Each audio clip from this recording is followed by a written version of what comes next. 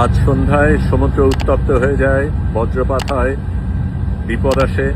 আমরা দ্রুত সমুদ্রের ঝড়ের আগে যেতে চেষ্টা করি। তবে আরেকটা ব্যাপারও ছিল, কারণ আমরা পরে জানতে পারি আমাদের সবচেয়ে সামনে যেই ফ্লোটিলা আলমা, তার উপরে ইসরায়েলি জলদস্যুরা হামলা শুরু করে। আমরা এই উত্তপ্ত সাগরের মধ্যে যত দ্রুত চেষ্টা করছি এগিয়ে যেতে। আমরা সবচাইতে পেছনে, সবচাইতে বড় জাহাজ, কাজেই আমাদের উপর কি আসবে সেটা এখনো বোঝা যাচ্ছে না।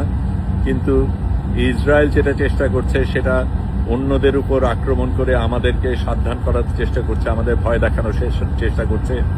আমরা সবাই এই ঝড়ের মধ্যে বাইরে এসে একসাথে বক্তব্য জানাই, তাদের সাথে সহমর্মতা এবং তাদের সাথে যে আছি সেটা জানাই। আমরা গান গাই, সেটা তাদের কাছে পাঠিয়ে দিয়েছি। আপনারাও যে সাথে আছেন আমাদের সাথে, তাদের সাথে, এবং ইসরায়েলের বিরুদ্ধে আপনারাও যে লড়াই করছেন সেটা আমাদের জানাবেন, তাদেরকে আমরা পৌঁছে দেব।